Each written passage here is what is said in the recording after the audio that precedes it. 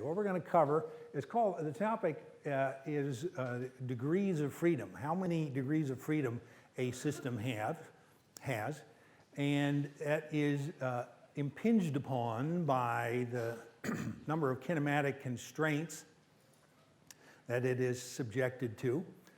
And once we identify the number of degrees of freedom, then we have to choose a set of coordinates called generalized coordinates, that's the terminology, to enable us to describe it with the differential equation.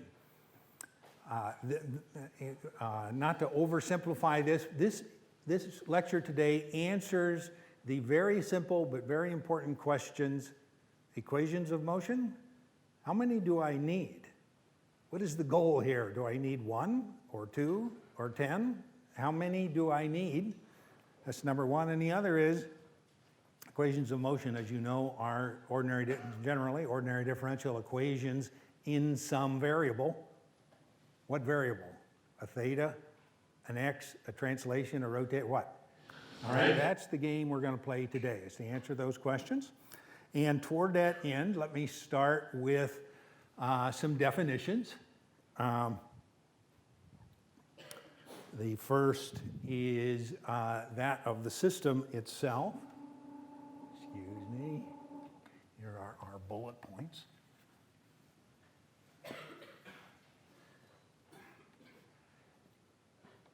Let me take this back up here. Have I ever told you how difficult it is to find things here? If I look like I'm at sea wandering around here, I have a little mental image for you.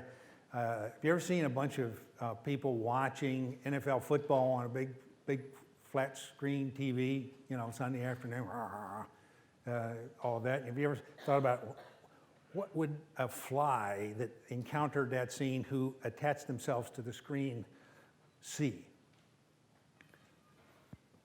Wow, look at that. Anyway, that's the way I feel up here. So if I can't find something, that's why, because I can't see it.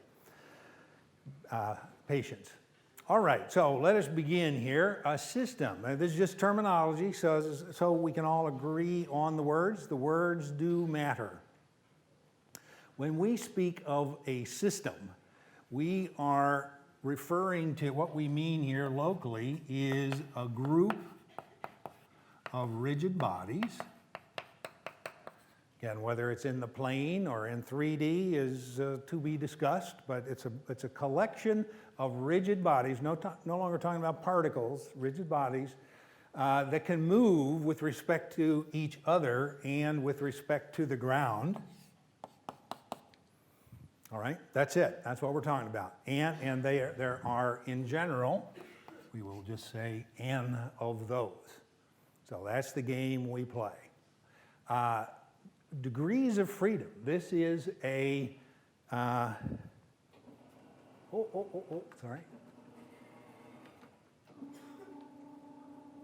Try not to get too fussy here, but degrees of freedom refer to the number of different ways each rigid body can move.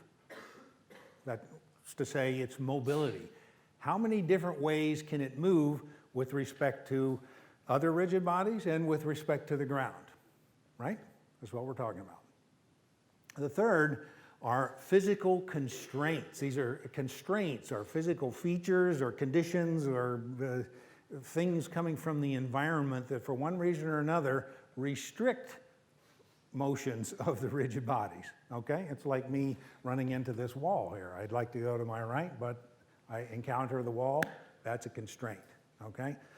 Gravity would have me fall, who knows where, but the floor is a constraint. When my body encounters the floor, motion is stopped, motion is restricted. That's what a constraint is. And we're going to do some math about, be a little more precise about this here in a moment. Now, generalized coordinates. Now, this is starting to get a little subtle here.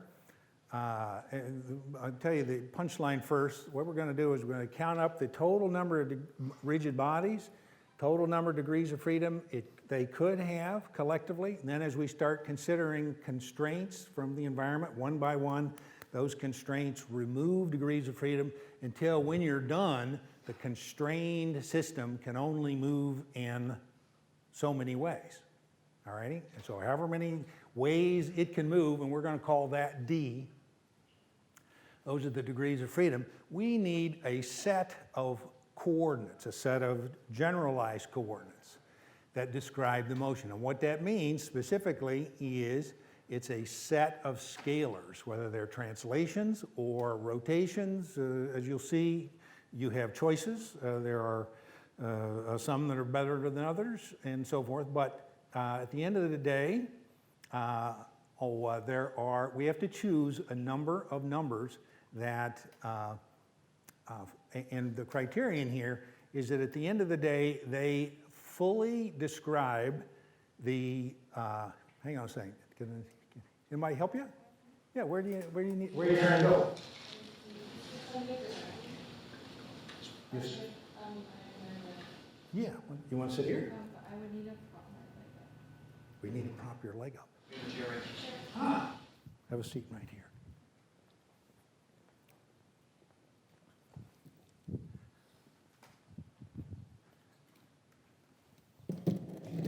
How about that? There you go. All right? Okay. Generalized coordinates. We have to have a set of numbers, whether they're displacements or angular displacements. We need a set of numbers, and this is the key, that completely specify the position of all of these rigid bodies after they're constrained, okay? We need to know exactly where they are, their position, their collective position. Okay, now, as you'll see when we start talking about this, there are some requirements. You can't just choose any old numbers. These numbers, the coordinates have to have they have to be complete and they have to be independent. And what we're going to describe what that means in some detail.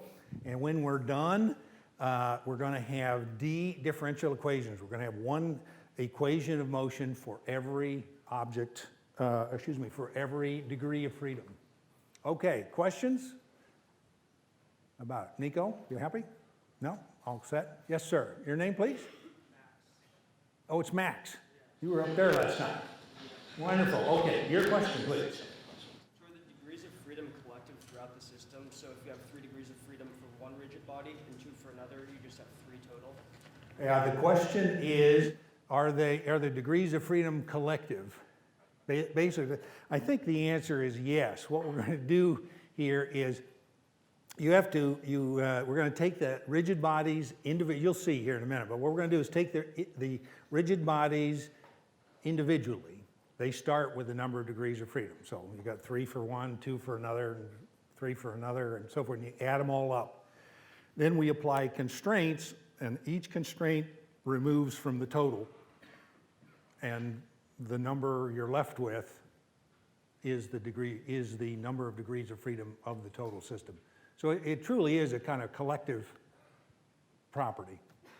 Does that answer your question? Yeah, okay. Other questions?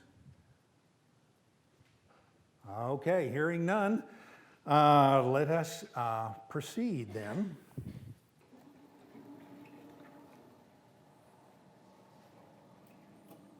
All right, so what I'm going to do here,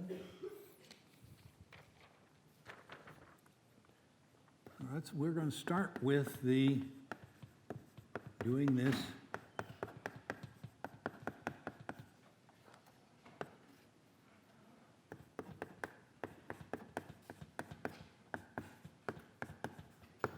okay, and I had a request last time, multiple requests to write larger, all right? So again, keep me honest here. If at any time this starts getting too small, pipe up. Rigid body is RB, And again, we're talking about before being constrained in any way. In 3 dimensions,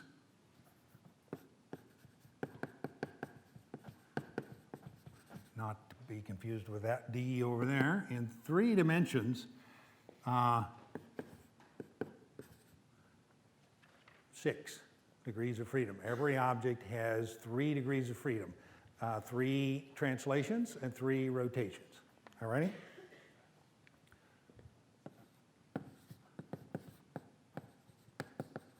In 2 dimensions, such as planar motion, this goes to 3. This is what I have drawn over here. Implicitly, this is planar motion of 3 rigid bodies moving around in the plane. All right, how about a quick question? How about the lady in green here? What's your name? Sally. Just cast a glance at this. How many rigid body, how many degrees of freedom would that 3-body system have, given that it's in the plane? Yes. 3? 3 is one guess. Max, what do you say to that? Now, the question on the floor is, we have over there a very schematic illustration of a 3 rigid body, a system consisting of 3 rigid bodies that can move anywhere they want in the plane with respect to one another and the ground. Question I'm asking is, what's the total number of degrees of freedom? 9. He says 9, you said 3. Sally? Argument? No? Max, why do you say 9, she said 3? Or why do you say 9? I was going to say 3 too. But 3 as well? she Yeah, said 3 don't. with that. Yeah, I see. You benefited from going second. That's the nature of the beast. Birth order works that way too, you know. Everybody got older brother or sister? Yeah. Who catches all the, they do. Yeah, Max, so, okay, but aside from the fact you got a clue that 3 wasn't right, what kind of guidance would you give to somebody else? 3 degrees of freedom for 3 separate bodies. Absolutely, that's exactly right. Over here, you got 3 rigid bodies, so N is 3, and it's in 2D, so each of these has 3 degrees of freedom. Each of them, that's what these little symbols are for, an X and a Y and a theta. All right, so 3 times 3 is 9. Where'd it go here? That's what that system's situation. Yes, ma'am, your name? Elise. How do you deal with the constraints that the objects put on each other? Elise wants to know how we deal with constraints that arise between objects. That you must be my straight man. That's the topic we're going to turn to right now. All right, any other questions before we dive into that? Excellent anticipation. Okay, let's talk constraints.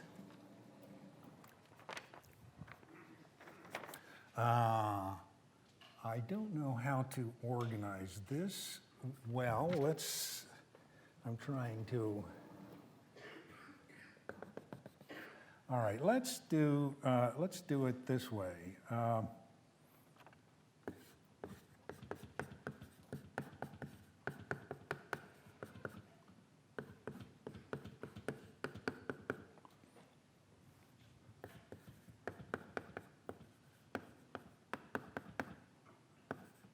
Okay, so for example, let's talk of this one we did over here.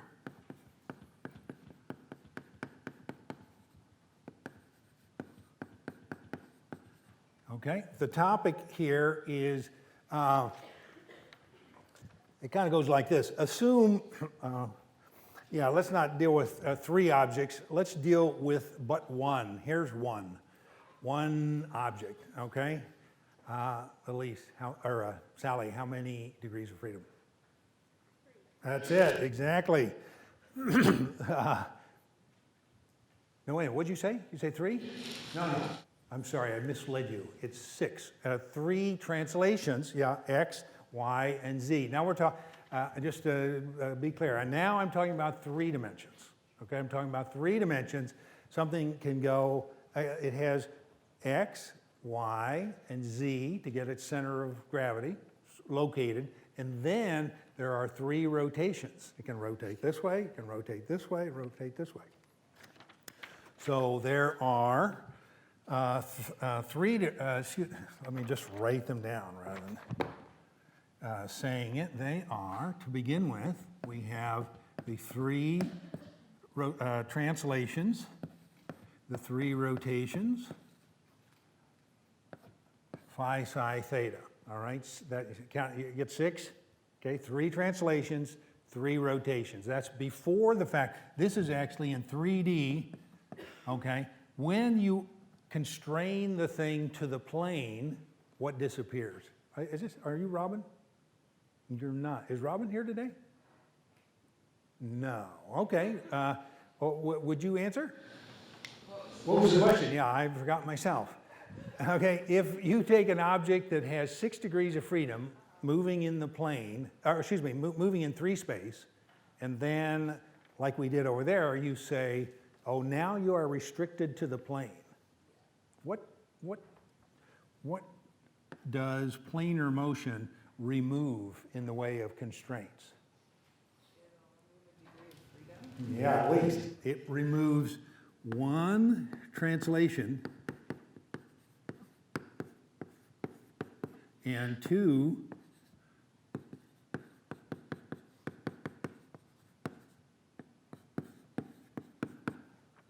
now everybody see if they understand that? Okay, out here in 3D, I can move X, Y, Z, this way, this way, this way. 3 rotations. However, when you put this thing down on the table, what disappears? All right, when it has contact with the table and is therefore restricted to planar motion, what goes away? Z goes away. You can no longer move, as long as it's in contact with the table, you no longer have the ability to move in the Z direction. And furthermore, those rotations that I was talking about once in 3 space, 2 of the 3 go away. It can't rotate this way, and it can't rotate that way. It can only rotate one remaining way. Make sense? So what happens is X, Y, Z, phi, psi, and theta turn into X and Y and theta. Make sense? Okay. That's one.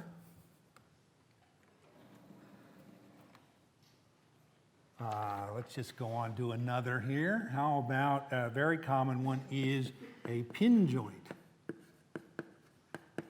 All right, and this is, and here's the situation before. This is kind of the before picture.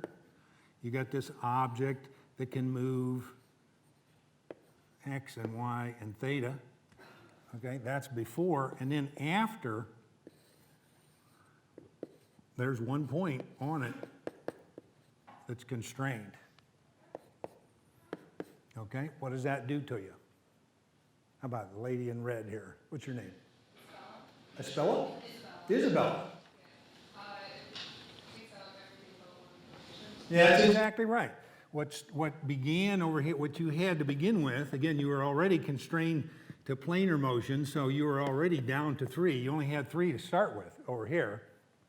But you see what that pin joint does? That pin joint basically says, no more of that. We're no longer are we able to move in the horizontal or the vertical direction. All there is theta. Make sense? All right, onward.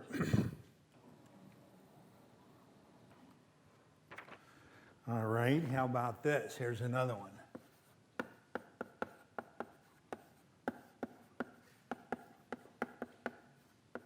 Sliding contact.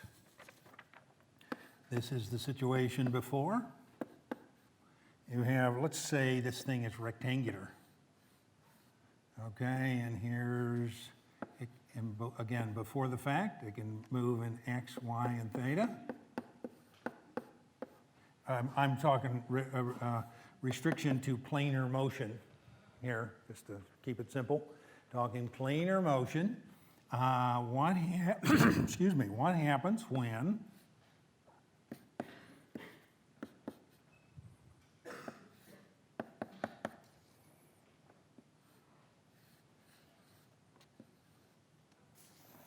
Okay, there it is. Read 'em and weep. The thing, the object, in this case, it's a brick or a rectangular solid, some sort, comes down, makes contact with the ground. Now what? Is it, are you Elise? Yeah, good. What can you tell me? I'm sorry, can you repeat the Oh, question? yeah, I'm sorry, I didn't make it very, very clear. The constraint of sliding contact, as this schematic attempts to illustrate, say when a rectangular solid, which had been moving in the plane, makes contact with the surface, still move like this. Absolutely, the rotation has gone away.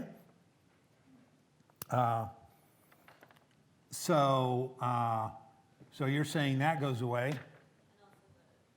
Also the vertical, exactly, and you are left with that. Okay, you're left with 1 degree of freedom. You're starting to get the picture here, Sally and Max. You see how this works? Count up the number of rigid bodies, give them their just due of degrees of freedom before constraints are applied. Then one by one, you apply constraint, and each constraint starts subtracting from your total. And when you're done, the amount of motion, number of degrees of freedom is there. All right, and what we're going to do is let's just kind of keep going because all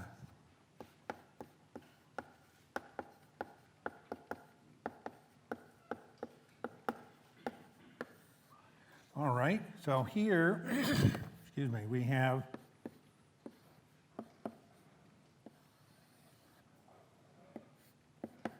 similar kind of thing. This is called non-slip rolling. And what we're doing here, let me just say, this is by no means an exhaustive treatment of all physical constraints one can imagine. They can come from any sort, and we're not going to give you an exhaustive list. This is something you kind of have to do conceptually. Anytime you look at a problem or a schematic of a system, you really have to turn on the old detective switch and start reasoning about, can it move this way? Can it move that way? Can it rotate? Can it spin? You know, that sort of thing. So one of the most common, a very common constraint is called, that we will deal with repeatedly in this class, is called non-slip rolling. All right, how about it? How many degrees? Yeah, you sir in ball cap. What's your name? My name's Nate. Nate. So you lose y, but then because x and theta are dependent of each other, you have to pick one of them, right? Oh, excellent. Wait. Slow down. Hey, you're absolutely spot on. Nate says, get rid of y because this is contact with the ground. Just as in the previous example, contact with the ground eliminates that degree of freedom. That's clear. Okay, so y is gone. We're left with x and theta. And then you said? That they're independent of each other. So they're, both of them, it can rotate and it can move, but they happen together. So you pick one. Exactly. And so this is the situation. What he's basically saying is that the two you're left with are not independent. Okay? They're not independent. So you are left with either x or theta. All right. Does that make sense? How about it? Somebody up close here. Marion, how are you doing today? Good. What is he talking about when he says x or theta? Why can't I have both? As you said, they're dependent. So like if you're rolling without slipping, the amount of x translation is related to the arc length. Exactly. And the reason they're related is non-slip, okay? If they were slipping, or if you didn't impose this constraint, then x and theta are independent. All right. Once again, I'm talking to car people. Maybe I shouldn't bring this up. This is back in the days when I was your age. We used to borrow the old man's car on a Saturday night and drive around. That was what entertainment was. And for some reason, we considered it great sport to see how fast we could get away from a stoplight. All right, when you step on the accelerator of a V8 Oldsmobile while you're stepping on the brake, and the whole car goes, and you release the brake, what happens? The wheels spin, okay? And the fact that they are spinning means that this non-slip condition, which is critical to safety, is gone, all right? So at that instant, X and theta are both in the game, okay? And then seconds later, when the screeching stops, the roaring of the engine continues, but as soon as there is a point at which slip ceases, okay? Also known as getting traction. You're actually, the car's wheels are actually making contact with the solid contact. At that point, X and theta become dependent, and that situation exists again. And then if you slam on the brakes, slipping begins again. This is also known as a skid, all righty? So the point of the story is that the answer to the question, how many degrees of freedom, is not simply, is a little subtle. It's not just how many rigid bodies are there, okay? It's not just are they in the plane or in 3-space. It's not just are there pin joints and are they in contact with other things, but there's a critical issue of state. You know, what is actually going on in the instant in question. All righty, and just not to belabor the point, but we will get to this later. Let me just put a little quantitative dimension to this. Let's have the translation be this, and let me just kind of crudely do that. Does this come up? Yes, it does. This constraint you're talking about can actually be written in algebraic form like that, okay? And the real issue, if this is called point A, what this is all about, the kind of critical question is, as you'll see later, is the velocity of point A on the wheel equal to the velocity of point A on the ground, all right? Because anytime, if they're equal, you have this. If they are not equal, you don't. Clear? Okay, onward. Any questions about that? These, let me bring up my indomitable visual aids here. Hang on. Here we go. Fabulous. Excuse me. This little expression right here, we give it the buzzword kinematic constraints. You can see it's similar to these, the pin joint and planar motion and all that. It's similar in that at the end of the day, it ends up removing degrees of freedom. It basically says that can move and that cannot. All right, and let me simply say these can take all manner of forms, and once again, it's incumbent upon you to see it and identify it and so forth. So here's a little bitty quiz. How about it? Here's your everyday vanilla bicycle question. What motions of this critter are linked in the same way these are linked? The floor is open for answers. Anybody? Yes, ma'am. Your name? Emma. The rotation of the wheel and the motion forward. Absolutely. The motion of, excuse me, the motion of the wheel relative to the ground is an instance of this. Yeah, you're not on water or ice or skidding, you know, wet leaves. And anyway, no, you're absolutely right. Nominal case, dry, straight and narrow, normal case, non-slip rolling between the wheels and the ground. Yes, sir. Your name? Ronald. Is the gear in the back fixed? Oh, excellent question. Very good. It must be a bike guy. What Ronald is asking, I assume you're talking about the center of the back wheel? Yeah, that's the hub. What he's really asking is that, and let's call this, to agree on some terminology here, the little, you see the chain that connects the pedals to the hub? All right, that connects through sprockets, a big sprocket in the front and a little sprocket in the back. Ronald, can you restate your question a little more crisply?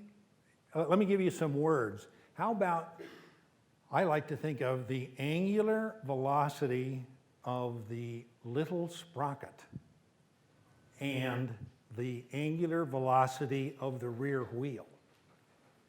Are they always the same? Yeah, that's the heart of Ronald's question. Everybody get it? He's saying, is the little sprocket in the back and the rear wheel the same? Anybody got an idea for most bikes? Answer? Answer is no. If you got a little lever in the front marked 1, 2, 3, all right, that 1, 2, 3 speaks of a gear ratio of a transmission that is artfully embedded in that rear hub. Okay, and so those, the answer to your question, Ronald, in general, no. Okay, and the ratio of the big gear, of the little sprocket to the rear wheel is controlled by the transmission. Yes, sir, Max. That's not entirely true. The angular velocity of the rear shading ring, or the rear cog, is always the same as the rear wheel, provided you're pedaling. It would be the angular velocity of the front chainring to either the rear sprocket or the rear wheel, or actually both, when you change gears, because the ratio between the gears changes. Let me defer. I can't repeat the question, but Max is basically quibbling with the assertion that the ratio of the angular velocity of the little sprocket to the angular velocity of the wheel is variable. I was asserting that's variable. Let me defer discussion on that. We're actually going to do a whole thing on that bicycle hub. All right, so we'll come back to that. Yeah, in the back row there. Yes, sir. Is the Z component, or the Y, whatever you want to call it, constrained also because the back bike can't go out? Let me say, your name again is? Noah? Noah. And Noah's question is asking about the vertical motion of the bike. I just assumed that whoever brought it up here, Emma, I think, brought it up, that the existence of non-slip rolling kind of presumes the existence of that Y dimension being constrained. All right, there's another one embedded in this. And let me just see what I had come up with, he says bravely. The big sprocket and the little sprocket are linked by the chain. The little sprocket and the back wheel are linked by gears, and the rotation, and there's your non-slip rolling constraint.